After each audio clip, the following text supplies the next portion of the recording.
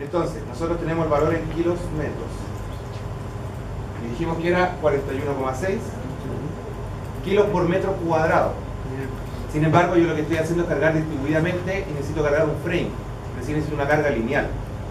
Por lo tanto, ¿por qué debería multiplicar ese valor para pasarlo a lineal? Por el ancho tributario. Y el ancho tributario dijimos que era 5.59. Entonces, es 232,5 el valor de las sobrecargas de uso. ¿Ok? Le damos OK. Le vamos a quitar la distribución y me muestra el estado de carga. Esta es la carga.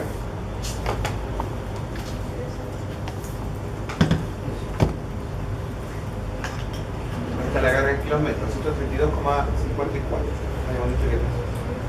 Sin embargo, el primer y el último marco no tienen la misma carga. ¿Por qué no tienen la misma carga? Porque cuando nosotros calculamos el valor de LR, dijimos que dependía de un valor de área tributaria y de un valor dependiente. El valor de área tributaria, si se fijan, no se va a ver afectado. Decía que el área tributaria, si era mayor a 50, estábamos en 0,6. Si nosotros consideramos el primer marco, podríamos pasarnos de rango al otro rango, de una menor área tributaria. ¿Okay? Pero ese cálculo nosotros no lo vamos a considerar. Nosotros vamos a decir que existe una única sobrecarga de techo para cálculo. ¿Okay? Nosotros vamos a calcular el LR con el ancho tributario más desfavorable. Sin embargo, esta carga que quedó en kilos por metro cuadrado, yo sí la multipliqué por un ancho tributario nuevamente. Y ahí yo llegué a los 232. Y este marco, el primer y último, no tienen el mismo ancho tributario. Por lo tanto, ahí vamos a hacer la diferencia. Y el primer y último marco vamos a multiplicarlo por la mitad del ancho tributario. Entonces, seleccionamos las vigas perimetrales, le asignamos una carga distribuida, LR, que va a ser igual a esta, pero dividido por 2. Entonces el primer y el último marco tienen la mitad de la carga porque tienen la mitad del ancho tributario. ¿Ok? ¿Se entiende ese concepto? Ya. Así se calcula la sobrecarga de uso en techos. Es bastante sencillo. Sin embargo, la 1537 nos da otro punto que podemos verlo porque no estamos libres de ver un edificio, que sería la sobrecarga de uso. Entonces, si nosotros estuviésemos diseñando en vez de un galpón, un edificio de 3 pisos que corresponde, no sé, a escuela, nos dice que tenemos que considerar una carga de uso distribuida de 300 kilos por metro cuadrado en las salas y 400 kilos por metro cuadrado en los pasillos. ¿Por qué más en los pasillos que en las salas? Porque ante eventualidades el pasillo tiene mayor aglomeración de personas. Y nos dice el punto de la norma 8.1, nos dice que podemos reducir la carga de uso para piso, ¿no? Así como reducimos la de techo, también se puede reducir la de piso. La carga de uso de piso se reduce de igual manera. Tiene un factor KLL multiplicado por el área tributaria para poder reducir. Acá está la carga de piso. La carga de piso es L. La carga de piso básica es L0, que es la que encontramos en la tabla. Y se multiplica por un factor que depende de KLL y del área tributaria. A mayor área tributaria, este número es menor.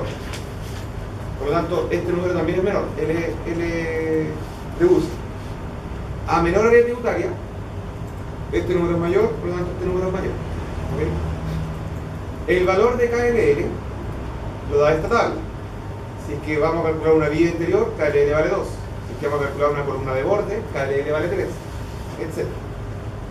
Y aquí está el valor de la multiplicación del factor.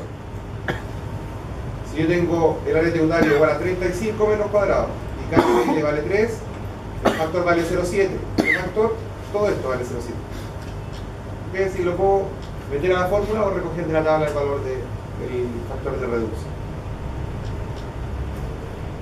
Pero dice que para estructuras de un piso, L no puede ser menor a 0,5L, independiente del cálculo numérico que me dé acá. Y para estructuras de no más pisos, no puede ser menor a 0,4 veces L. L0. 0,4 veces L0. Esta es la norma más fácil. Si se fijan, son dos apartados de la norma, un par de fórmulas y no tiene ninguna mayor complejidad. Y cómo se carga tampoco tiene complejidad, es bastante sencillo. En este caso yo decidí cargarla en las vigas de techo, pero podría también haberse cargado en las costaneras. Pero nosotros vamos a considerar la carga de las vigas de techo. Ya, esa era la 1537. ¿Podría programar también los grupos para seleccionar? Lo que hice yo fue, quería separar, nosotros habíamos visto en la clase pasada la herramienta de selección, que habíamos seleccionado simplemente por propiedades, ¿se acuerdan? Entonces en este caso si yo selecciono los HB240, me va a seleccionar viga y pilar. Viga y pilar. Sin embargo, yo quiero seleccionar solamente las vigas, no los pilar.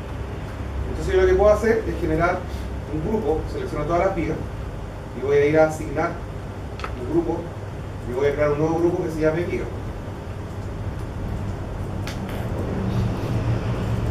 Entonces ahora cuando yo tengo toda la estructura puedo seleccionar mediante grupos. Yo puedo decir, bueno, quiero seleccionar todas las vigas.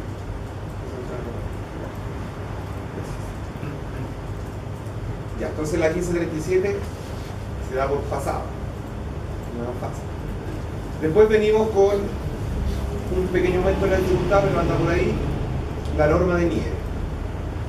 La norma de nieve es la 431.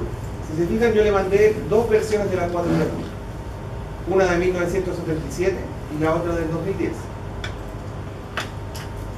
Si abrimos la de 1977, acá arriba dice norma chilena 431, oficializada en 1977. Eso significa que en este año, en el 77, se oficializó y se dijo, bueno, esta norma es de obligación, está oficial y no hay más. En el 2010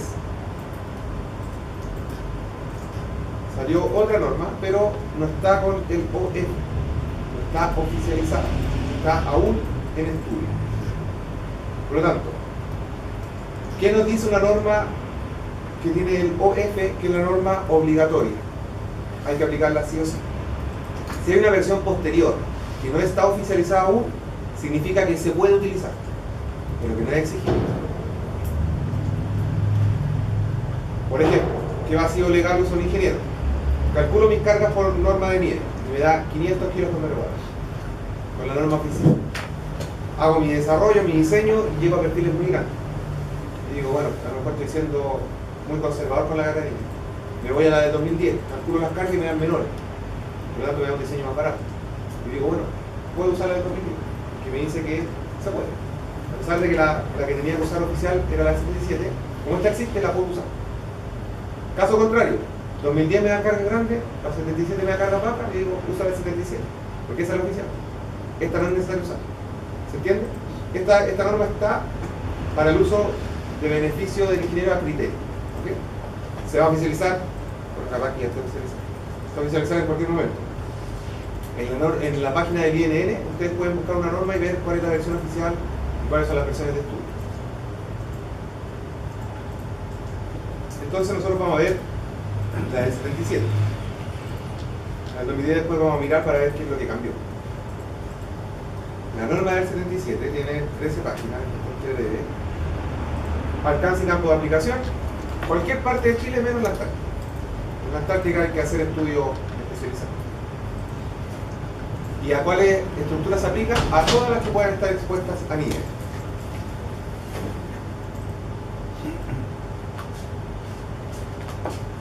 Terminología, al igual que la sobrecarga de uso, vamos a encontrar dos términos principales, va a ser el N0, la sobrecarga básica, y el N, la sobrecarga de diseño. Nos dice entonces que en techos con una inclinación menor o igual a 30 grados con respecto a la horizontal, la sobrecarga de nieve es igual a la sobrecarga básica de nieve. Si nosotros vamos un poco más abajo en la tabla, vamos a encontrar la tabla 2, que nos indica la sobrecarga básica de nieve. ¿En base a qué? A la posición geográfica de la estructura, latitud y altitud. Latitud, bueno, está claro, más al sur, más nieve. Y altitud también, a mayor altura, mayor presión atmosférica, hay posibilidad de nieve. Por lo tanto, conjugando latitud con altitud, yo voy a encontrar un valor mínimo. ¿Cómo sé la latitud de una estructura? Sigo más abajo en la norma, tiene acá un listado de ciudades y nos dice latitud, longitud y altitud. Entonces, por ejemplo, digamos que nuestra estructura está ubicada en Concepción. Está ordenado geográficamente, no alfabéticamente. Nos dice entonces que tenemos una latitud de 36 grados y una altitud de 13 grados. Volvemos a la tabla de la sobrecarga básica. Dijimos latitud de 36 grados, estoy en este rango, y altitud de 13, estoy entre 0 y 35. Me dice entonces que la carga de nieve a utilizar es 0,25 kN metro cuadrado, que equivale a 25 kilos por metro cuadrado. ¿Qué nos está diciendo eso? Nos está diciendo que la posibilidad que haya nieve en Concepción equivale a un diseño con carga de 25 kilos por metro cuadrado. No, nos está diciendo que si cuando nieva en Concepción caen 25 kilos. No es eso, es una posibilidad de ocurrencia.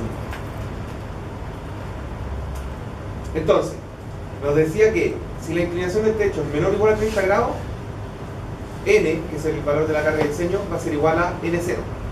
¿Por qué? A menor inclinación de la cubierta, mayor acumulación de nieve tengo. Por eso en el sur son famosas las casas tipo A, para que la nieve simplemente sea una carga de paso, no de acumulación. Y dice que debe considerarse uniformemente repartida sobre la proyección horizontal de la superficie. ¿Okay? En superficies con inclinación alfa, y ya vimos que tiene que ser mayor a 30 grados, se calcula de esta manera la carga de diseño de nieve. Acá en la tabla está, si yo ingreso con un alfa, si el alfa, la inclinación es 46 grados, me dice que el factor es 0,6. Todo este factor, que le llaman K, es 0,6. O bien, entro con mi ángulo de inclinación a esta fórmula, que no tiene ninguna complejidad, y calculo el valor de K. Se puede ver entonces que entre 0 y 30 grados vale 1. Y a mayor inclinación, menor es el valor de la sobrecarga de nieve. En techo con 70% de inclinación, o sea, 70 grados de inclinación, la sobrecarga de nieve es 0. Que es lo que les decía yo, la carga es de paso. Esta norma es más fácil que la de sobrecarga, pero la versión nueva es un poco más fácil. Entonces, simplemente yo venía, tomaba mi ubicación geográfica de la estructura, volvía a la tabla de sobrecarga básica y después lo metía a esta fórmula para reducirla por inclinación. Y ese iba a ser mi carga. Entonces, en nuestro caso, no sé, si dijimos que ir a Concepción, íbamos a tener 25 grados de, o sea, perdón, 25 kilos por metro cuadrado. El ángulo de inclinación, ese 13%, ¿a cuántos ángulos equivale? ¿A cuántos grados?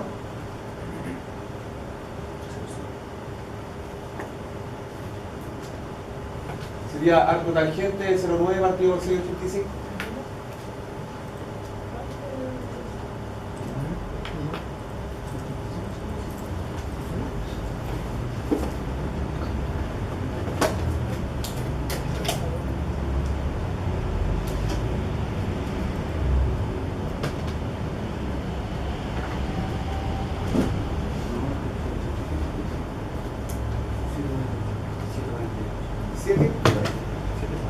Entonces significa que estoy en este rango, la inclinación es muy baja, por lo tanto yo considero la carga completa.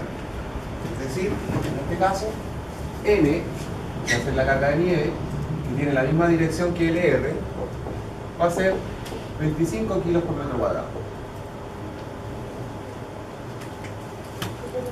Repetimos el proceso entonces. Nos vamos a la estructura del SAP. Vamos a definir un nuevo load pattern que va a ser nieve. Nieve. Va a ser una carga tipo, vamos a poner aquí more, va a ser una carga tipo snow, con 0 como factor de multiplicación de peso. Añadimos el nuevo estado de carga. Ok. Vamos a seleccionar entonces por grupo las vigas centrales. Le vamos a asignar una carga distribuida. En el estado de carga, nieve. El estado de carga, nieve. Nuevamente ponemos replace. va a reemplazar todas las cargas que tenga esa viga en el estado de carga nieve. No va a reemplazar las cargas que ya agregamos en el estado de carga LR. Por lo tanto, vamos a agregar acá el valor y dijimos que era 25 kilos por metro cuadrado por 5.59, que es el ancho tributario. 139,7 kilos por metro lineal. Ok, es el estado de carga nieve. Repetimos el proceso, seleccionamos por grupo las vigas perimetrales, asignamos la carga distribuida en nieve, pero ahora es con la mitad del ancho tributario. Okay. Ahí tenemos nuestro estado de carga nieve.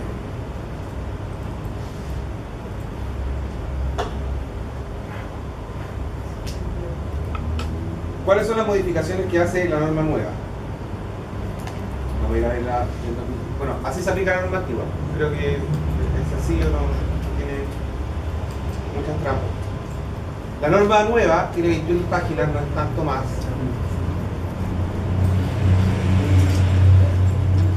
Mantiene el alcance y campo de aplicación. Pero ahora empieza a analizar un par de temas que antes no se analizaban.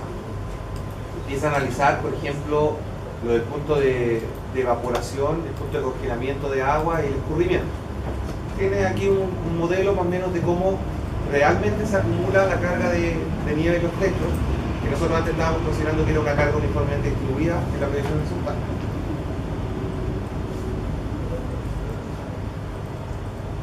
Psicología.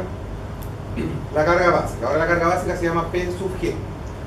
P sub G también se obtiene de una combinación de latitud y altitud. Si nos vamos a nuestro caso, mantenemos los 25 kilos por metro cuadrado, no cambia la sobrecarga básica. La norma antigua,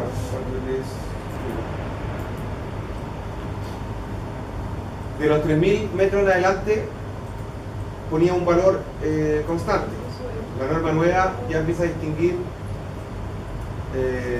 otros valores, debido a que hemos ido explorando cada vez más arriba en cuanto a minería. Están nacidos principalmente por diseños mineros. Entonces se encontraba que las cargas antes de los 3.000 hacia arriba era inconsistente y se decidió separar el 33.500 del 4.000 sobre 4.000.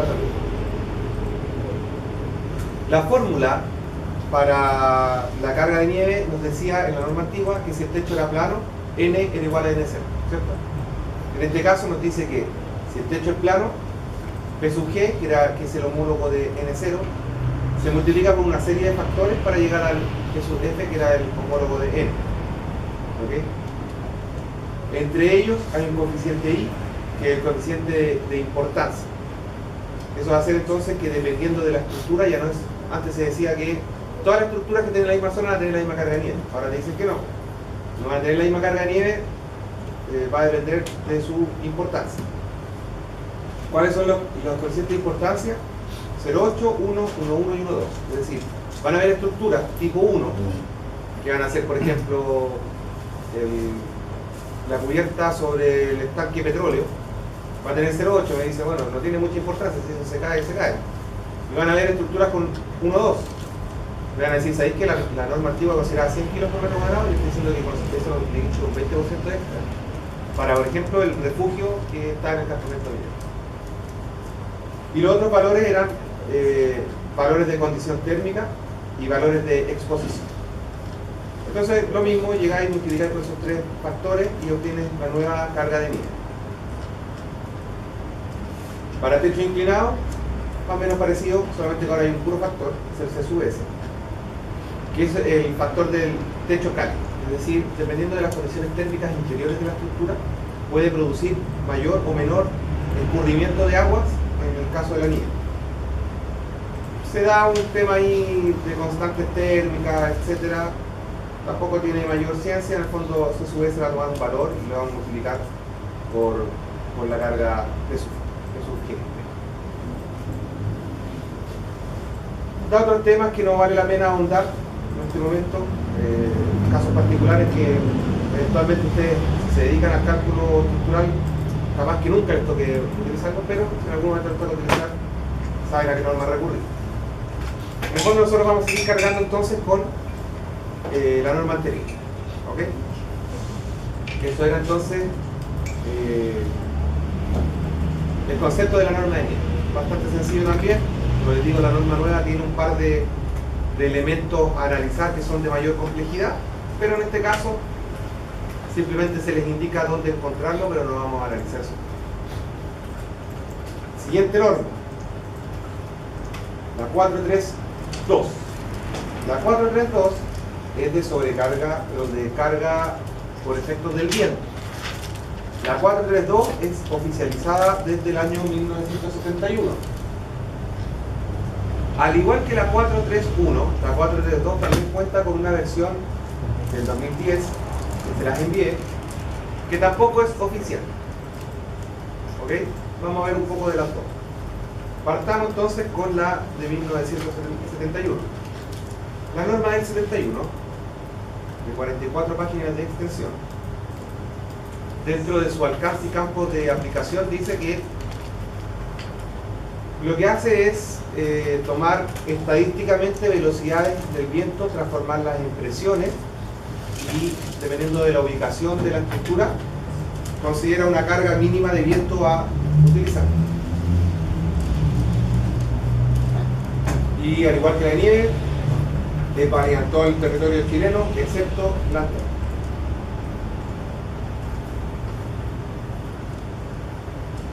Vamos a tener aquí dos grandes ramas de la norma de nieve. Una van a ser las cargas uniformemente distribuidas de viento, que es como el efecto simple del viento. Y después tenemos los efectos particulares, ya el efecto ráfaga, el efecto Venturi. En el fondo recordamos que el viento, el aire, es un fluido, se comporta como tal, por lo tanto tengo efectos Venturi, Venturi, etcétera, dependiendo de las estructuras aledañas, de la forma geométrica de la estructura. Pero por el momento vamos a considerar nosotros las cargas sencillas, por decirlo así, que sería el efecto de la presión uniformemente distribuida del viento. Entonces, en el punto 5.2 dice solicitaciones producidas por el viento. El 5.2.2 indica algo que es importante saber. Las cargas del viento no siempre van a ser presiones, sino que si yo tengo una estructura cerrada o semicerrada, voy a tener efectos de presión del viento, que va a ser cuando el viento ataca directamente a esa cara. Voy a tener presiones negativas, que son las succiones, es decir, el efecto contrario que se produce en la cara que no afecta directamente al viento. Entonces dice, punto 6, presión básica del viento. Al igual que la nieve y la sobrecarga, nos da un valor de presión básica y después por algunos factores vamos a reducir o amplificar. Entonces nos dice que la presión básica del viento corresponde a U cuadrado partido por 16. U cuadrado, ese U, es la velocidad instantánea máxima del viento. Esa formulación de U cuadrado partido por 16 viene de un tema estadístico bien antiguo, no es solamente la norma chilena, se puede encontrar en literatura extranjera de hace muchos años. Pero el gran pero para utilizar esta fórmula es que ese valor de U, que dice que es la velocidad máxima instantánea del viento, tiene que ser un valor estadístico. Dice, la velocidad U, que se considerará en el cálculo de la presión básica, deberá obtenerse de una estadística directa o indirecta, que abarque un periodo no inferior a 20 años. Es decir, si yo quiero calcular una estructura ubicada en un sector muy aislado y encuentro que los valores que me da la norma son un poco irracionales, yo podría decir, bueno, si conozco la velocidad del viento, la elevo al cuadrado, la divido por 16 y tengo la presión. Páginas donde encontrar la velocidad del viento existen muchas, pero hay muy pocas que tienen 20 años de estadística. En Chile, la Dirección Aeronáutica General, que sería como la parte de los militares, y la Dirección Meteorológica de Chile, que sería la parte civil. Pero tienen puestos de medición de viento que son bastante aislados unos de otros. Por ejemplo, en Santiago tenemos, bueno, en todas las ciudades tenemos en los aeropuertos, o en las universidades, centros de estudios, etcétera, y tenemos pocos lugares. Por lo tanto, esta fórmula es utilizable solamente en casos que es particular. tengo que contar con 20 años de estadística de la velocidad del viento. Es una estadística bastante amplia. Como no vamos a tener ese valor normalmente, la norma dice, bueno, vamos a dar valores de la presión básica del viento dependiendo de las características del entorno en el que se encuentra la estructura, pero la gran debilidad que tiene esta norma es que te dice si las características son iguales en Antofagasta, en Santiago Centro o en Puerto Montt, la carga va a ser la misma. La carga la hace depender de las características del entorno y no del entorno real. La tabla distingue dos grandes columnas. Dice construcciones situadas en la ciudad o lugares de rugosidad comparable, y las construcciones situadas en campo abierto. ¿A qué se refiere construcciones situadas en lugares con rugosidad comparable a la ciudad? Se asume que en la ciudad, a pesar de que no siempre es así, las estructuras están siendo bloqueadas de la acción directa del viento, producto de las estructuras que la colindan. Es decir, un edificio en Santiago Centro, o en el barrio Sanhattan, o un edificio de departamento en un condominio, no tiene la acción directa del viento como la tiene una estructura que está aislada en una planicie. Entonces, separa esos dos grandes puntos: si tiene o no rugosidad del terreno en el que está ubicado. Entonces, según la altura sobre el nivel del terreno, me da una presión básica del viento. El viento me dice entonces acá que a mayor altura, mayor presión del viento.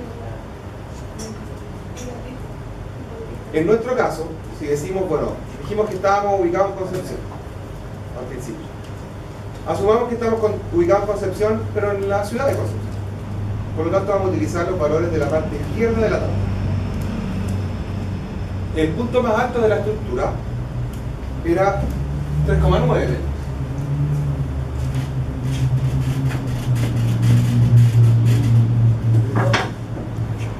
El punto más alto de la estructura entonces era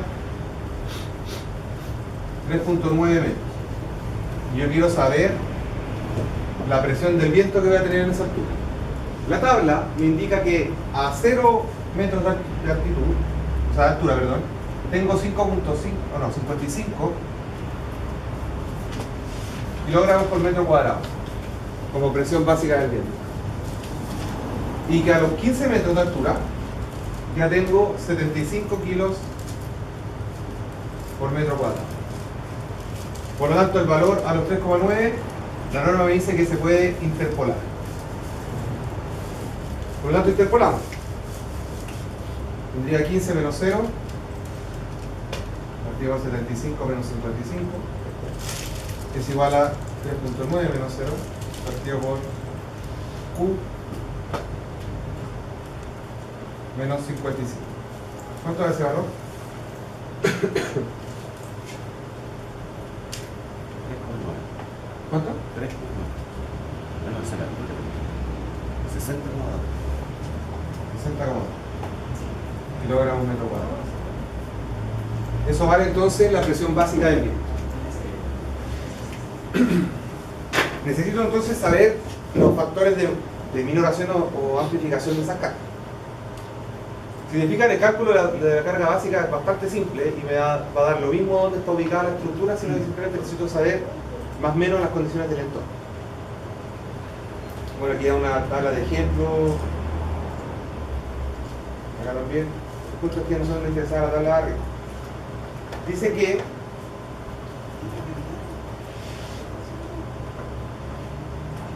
vamos a tener entonces en el punto 9 unos factores de forma que van a modificar el valor final de mi carga de diseño de viento en conformidad a la carga básica calculada recién. Entonces dice que el factor de forma va a ser un factor C que se obtiene, que se multiplica por la presión básica y sostiene entonces la presión de diseño. En construcciones cerradas con paredes planas, dice que vamos a tener 4 factores de forma. La carga aplicada perpendicular, la carga que se encuentra perpendicular a la dirección del viento, va a tener un factor de forma de 1.2. La superficie perpendicular, cuando cumple relación de aspecto es 1,6. Las superficies inclinadas van a ser 1,2 por el seno de alfa. Y cuando cumple la relación de aspecto, 1,6 seno de alfa. Y nos dice ver figuras A9, A, B y C. Vamos a ir entonces a las figuras.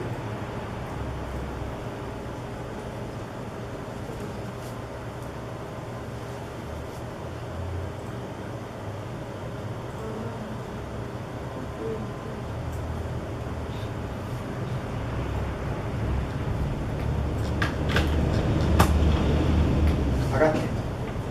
La figura A9A, B y C. Nos dice entonces, acá está el ejemplo claro de nuestro galpón. Nos decía que para las caras perpendiculares a la dirección del viento, el factor de forma era 1,2. Las caras perpendiculares serían estas dos caras, asumiendo por ejemplo que el viento viene en esta dirección. El factor de forma es 1,2 y es la suma de este 0,8 más este 0,4. Este 0,8 es la cara que está en directa exposición al viento. Y este 0,4 que aparece como negativo, que no significa que se invierta el sentido de la flecha, sino que el 0,4 negativo indica que es una presión de succión, una presión negativa. Es decir,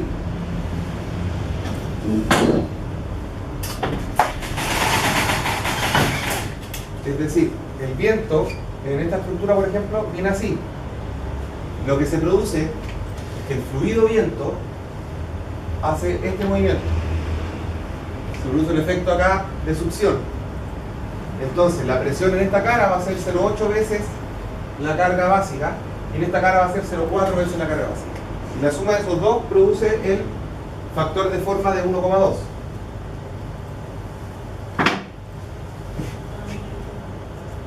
Que es el que tenemos ahí. Nos da también ejemplos para estructuras, estas son todas estructuras planas cerradas, ya sea galpón a un agua o dos aguas. Y en la página después nos dice estructuras abiertas. Esta línea punteada significa que existe una penetración del viento sobre la estructura. Entonces acá se puede ver que ya el viento que venía así ya no hace este movimiento, sino que pasa directamente por dentro de la estructura y produce presión acá y presión acá. ¿Ok? Entonces vamos a tener estructuras abiertas y estructuras cerradas. Existen entonces estos esquemas gráficos bastante sencillos para calcular el factor de forma.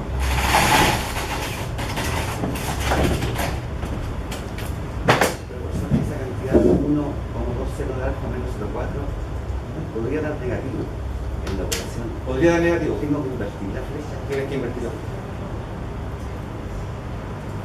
En este caso, si la inclinación de la cubierta es demasiado pequeña, este valor va a dar negativo. Eso significa que el viento no alcanza a producir una presión, sino que produce de pronto una succión. ¿Okay? Pues si es negativo del otro lado, de la otra agua, Tiene el significado de vertical de la Claro, si te da negativo, tendría que invertirse la flecha. Entonces estábamos en los factores de forma. Entonces los factores de forma para construcciones cerradas con paredes planas, que en nuestro caso eran estos factores de forma. Para construcciones abiertas tendríamos las figuras que vimos recién. Y acá te da para estructuras, o sea, para elementos ya aislados. Para muros aislados, ¿cuál sería el factor de forma? Para estructuras con sección circular en planta, estructuras cilíndricas, etc.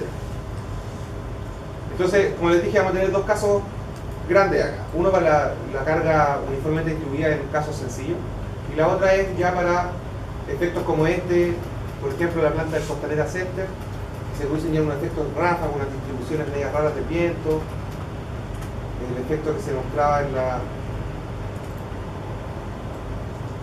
figura.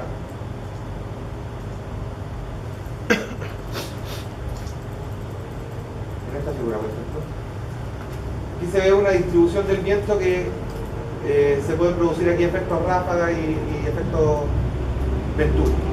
En nuestro caso vamos a utilizar los factores de forma de esta página de la figura 9. Por lo tanto vamos a utilizar en el fondo el método más sencillo de la norma. En nuestro caso dijimos que teníamos entonces 60,2 kilos por metro cuadrado de carga de viento. Por lo tanto, si volvemos a nuestra estructura, diríamos que en esta cara de la estructura vamos a tener una carga de 60,2 por 0,8. ¿Cuánto da eso?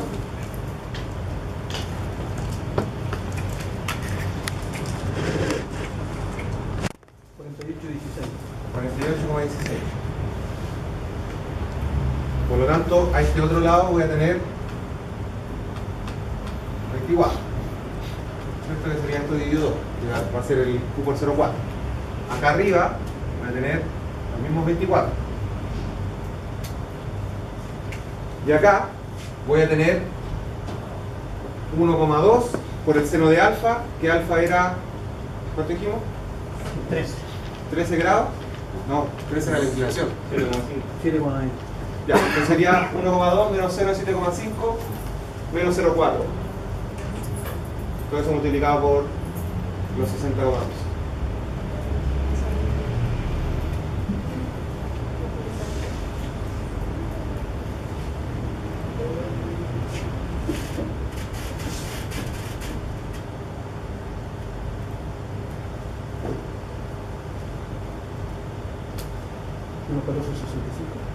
Menos 14,65. entonces da hacia el otro lado, da una succión acá. 14,65. Esas serían las cargas de viento. Vemos la estructura entonces. Vamos a seleccionar, o sea, vamos a definir un load pattern que va a ser el viento, pero vamos a definir un viento en dirección X. Que en el fondo la norma nos indica esta tabla cuando el viento viene en esta dirección, en la dirección transversal.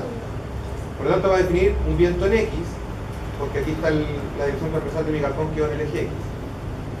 Un viento en X con una carga tipo Wind y con un factor de multiplicación C. Y vamos a definir un viento en Y, que es cuando el viento va en el otro sentido.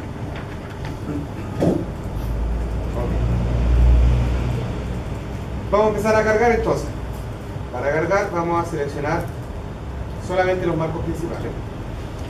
El CONI también factor C. Factor C. Tenemos los marcos principales. Vamos a cargar primero las columnas. Dijimos que las columnas iban a tener una carga distribuida en el estado de carga WX. En este caso ya no va a ser gravitacional, sino que va a ser en el sentido de X. Y vamos a tener un valor de 48,16 por 5,59 que es el ángulo tributario.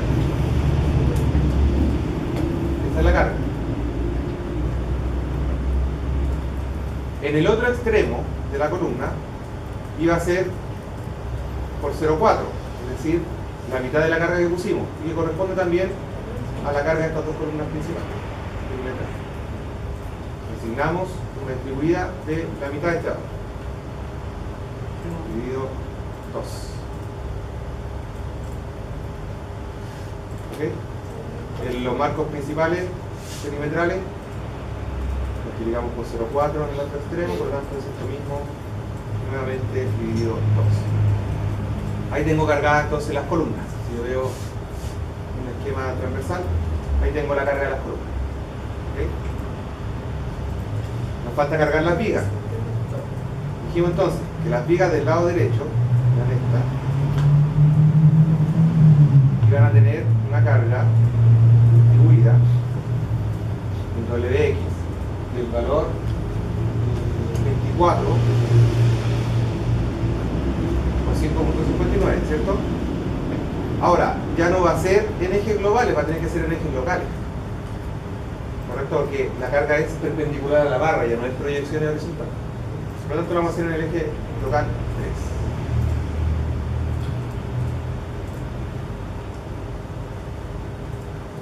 No, Volvió al revés, era el eje local 2. Toda la razón. Nuevamente vuelvo a seleccionar las vigas, son solamente las centrales. Asigno la carga distribuida y en el eje local 2. Ahí está. Vuelvo a seleccionar entonces las vigas del lado izquierdo y asigno mi carga distribuida desde 1465 por 5.59.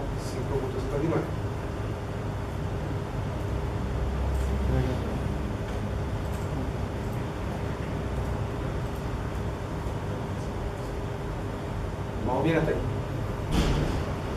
Ya, ahora viene la encuesta docente. La encuesta ya tenemos que hacerla ¿Qué pasa, Pablo? usted.